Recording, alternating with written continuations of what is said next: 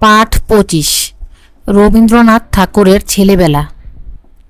রবীন্দ্রনাথ ঠাকুরের নাম আমরা সবাই জানি।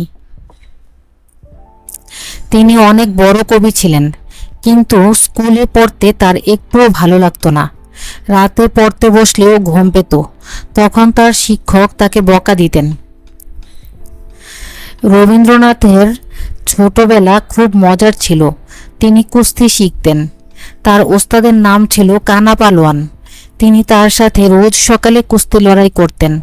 তারপর সারা গায়ে ধুলো কাদা মেখে বাড়ি ফিরতেন। এটা দেখে তার মা খুব ভয় পেতেন। তিনি ভাবতেন তার ছেলের গায়ের রং কালো হয়ে যাবে। তাই তিনি ছুটির দিনে তার গা ঘষে ঘষে পরিষ্কার করে দিতেন। ব্যায়াম করতেন বলে তার স্বাস্থ্য খুব ভালো ছিল। রোগবালাই প্রায় হতো না বললেই চলে। তিনি চাইতেন যেন তার জ্বর হয়, কারণ জ্বর হলে পড়তে হবে না। সেজন্য তিনি বৃষ্টিতে ভিজতেন, রোদে খেলতেন। শীতের সন্ধ্যায় ছাদে উঠে খোলা আকাশের নিচে দাঁড়িয়ে থাকতেন।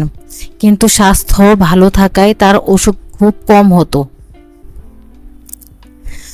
সন্ধ্যাবেলায় তার মা বাড়ির মেয়েদের সাথে বসে গল্প করতেন। মা রবীন্দ্রনাথকে ডাকতেন। রবীন্দ্রনাথ তাদের পুঁথি পড়ে শোনাতেন, রামায়ণের কাহিনী শোনাতেন, বিজ্ঞানের গল্প শোনাতেন। সবাই খুব খুশি হতো, ভাবতো এতটুকু ছেলে কত কিছু জানে। বিজ্ঞান পড়তে রবীন্দ্রনাথের খুব ভালো লাগতো। তার বিজ্ঞান শিক্ষকের নাম ছিল সতীনাথ দত্ত। তিনি যেদিন পড়াতে আসতেন না, সেদিন তার খুব খারাপ লাগতো।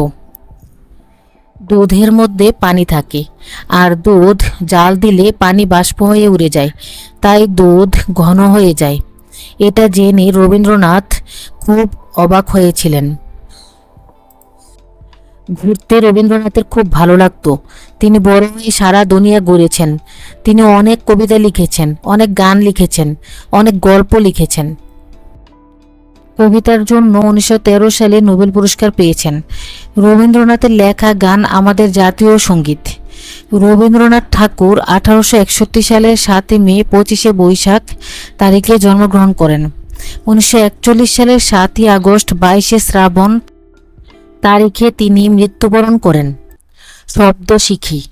কুস্তি এক ধরনের খেলা, পুঁথি এক ধরনের বই, রামায়ণ রামচন্দ্রের জীবনী নির্ভর মহাকাব্য, অবাক আশ্চর্য হওয়া, অনুশীলনী 1 বাক্য লিখি। বকা রাতে পড়তে বসে ঘুম পেলে রবীন্দ্রনাথ ঠাকুরকে তার শিক্ষক বকা দিতেন। পালোয়ান রবীন্দ্রনাথের ওস্তাদের নাম ছিল কানা পালোয়ান। বিজ্ঞান সন্ধ্যাবেলায় রবীন্দ্রনাথ তার মায়ের কাছ থেকে বিজ্ঞানের গল্প শুনতেন।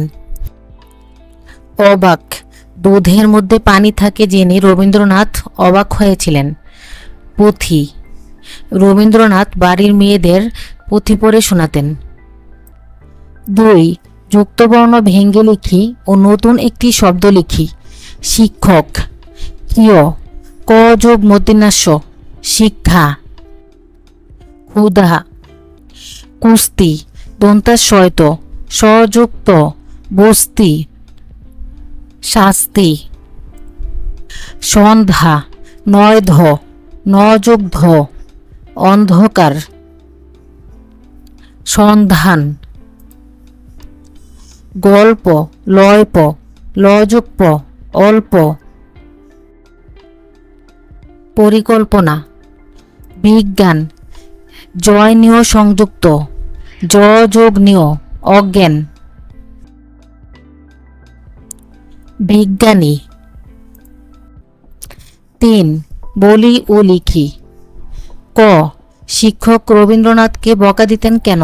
ক উত্তর রবীন্দ্রনাথের স্কুলে পড়তে একটুও ভালো লাগতো না। রাতে পড়তে বসলেও তার ঘুম পেত, তাই শিক্ষক রবীন্দ্রনাথকে বকা দিতেন। খ রবীন্দ্রনাথের মা ভয় পেতেন কেন? খ উত্তর রবীন্দ্রনাথ ধুলো কাদা মেখে বাড়ি ফিরতেন, তাই দেখে ছেলের গায়ের রং কালো হয়ে যাবে ভেবে তার মা ভয় পেতেন। গ অসুখ হওয়ার জন্য রবীন্দ্রনাথ কি কি করতেন?